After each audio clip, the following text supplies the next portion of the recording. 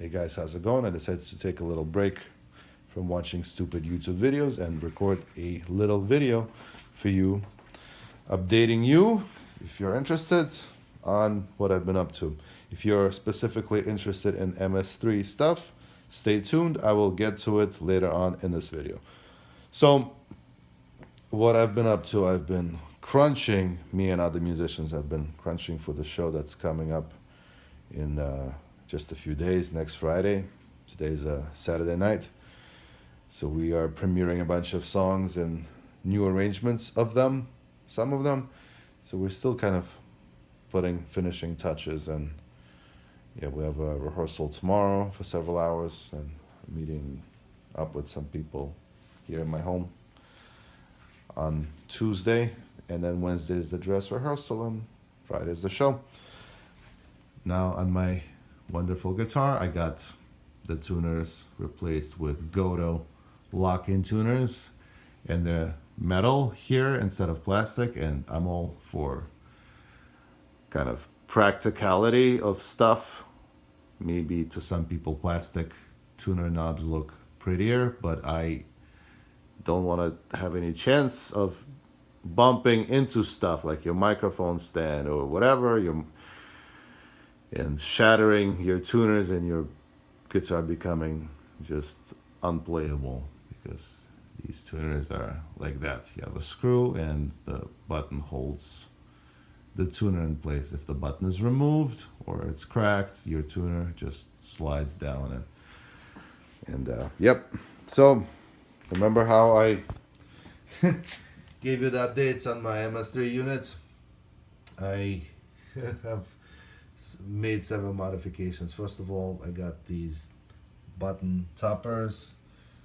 Got them on Amazon. You can buy them for, I don't know, $12 or so.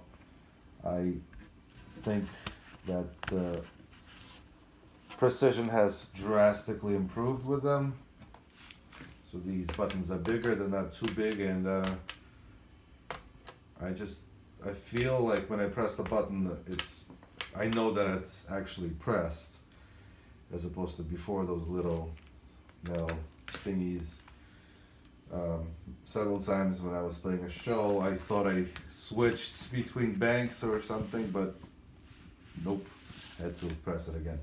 So, if you guys don't know this yet, I use my volume knob to shape the sound. My signal path for this demonstration is basically guitar into DS1 with Gary Moore settings into this unit, and this unit is just for tricks and just dressing up my existing sound.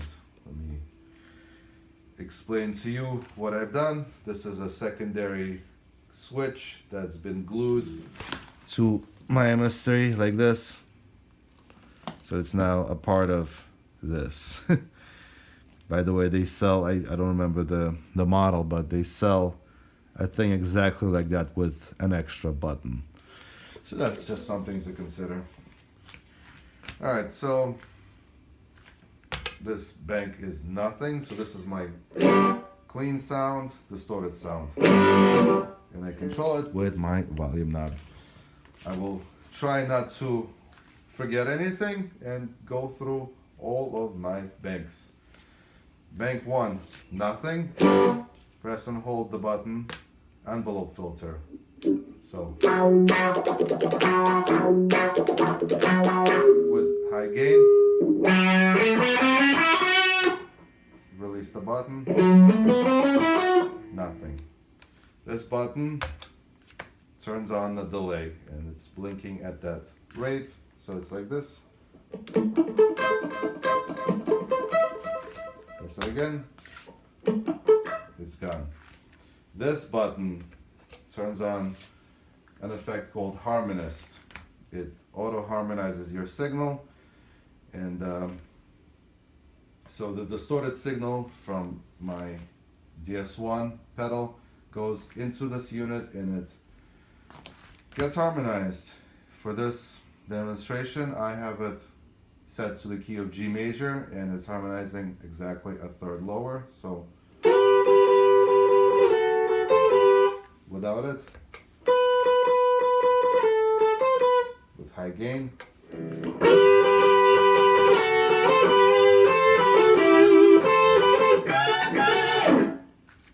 That's that.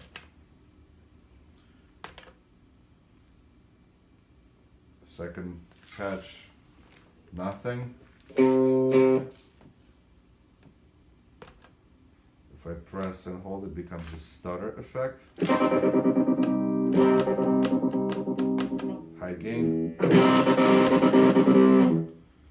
This turns on vibrato.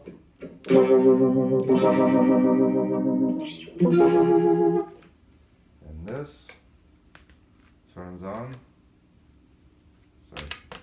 this turns on the same exact envelope filter. So I don't need to press the button. And I have it set up this way because one of the songs requires me to switch between this sound and a lead sound, and it's just too much tapping. So I decided to kind of have a redundancy. Okay, so we covered this, vibrato, envelope filter. Okay, this patch is nothing plus delay. It's blinking at this rate with distortion. If I press and hold this button, it turns on the octave down sound. The only problem with that is that I need to dial down my gain, otherwise it doesn't track very well. But with the octave down sound, it sounds something like this.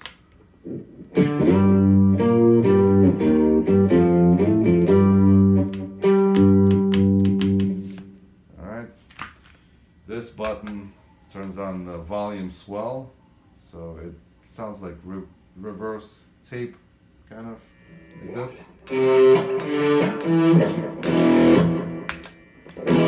It's also louder than without it. And this button turns on phaser, so it sounds like this. With gain, sounds like this. And by the way, you can also combine all different effects, but it just sounds obnoxious. You can also tap the tempo whenever it's applicable with this button. Alright. The only thing is that if you want to reset the delay tempo to what's pre-programmed, is you need to go to a different patch and come back to it, and it's already, see, it's already blinking at that desired rate. Alright, so octave, swell, phaser.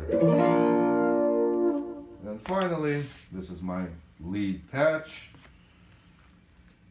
When I go into it, it's basically same exact delay setting as the previous patch we just saw, plus it has the EQing where it boosts the mid-high frequencies and it becomes a more piercing. So it's with gain. Let's compare between unfold gain, the nothing patch, with the lead patch. So it's immediately just louder and more lead-like. If I press this button again, it turns off my delay, so it's, see, completely dry, but still with the EQing. Okay, I can similarly tap the tempo.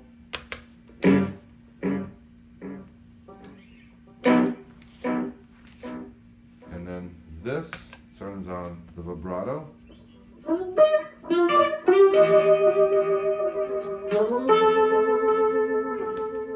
And this is my tuner, which I can also use. It mutes the sound. I can do this. I can do this kind of kill switch sound. Let me show you one more thing. So first of all, there's a 27 millisecond lag when you're switching between sounds like this. Tiny kind of silence, so it's not immediate. This, you need to get your timing right when you're strumming chords. You need to kind of just time yourself so that it does not cause your sound to drop in the middle of a solo or something like that. And also, I think it's programmed in the unit somehow. You can change it, but you can change your patches like this. So this is my lead sound. So now, see, I'm already pressing and holding another button, but the switch did not take place. It's still on patch 4. So, and then once I release the button, see, that's when it switches.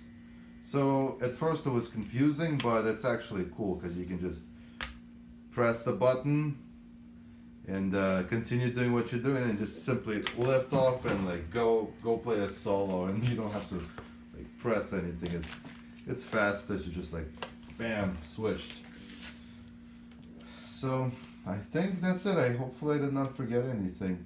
So I have even more sounds than last time, and every single song that we're doing can be controlled through these 4 patches, and I'm not going into a different bank. I'm always in bank 1, and yeah. So there you go. Hopefully whoever was looking for information about MS-3 got that information.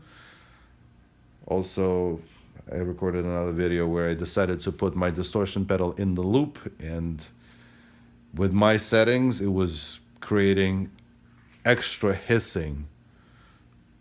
So just be cautious if you have a noisy pedal, or your settings are kind of high gain and scoop up the mids and the highs. Putting it inside the loop may just make your sound more noisy. So there you go. Thanks for watching. If you have any questions, I've been messing around with this MS-3 by Boss for a while. Please drop me a line. Thank you.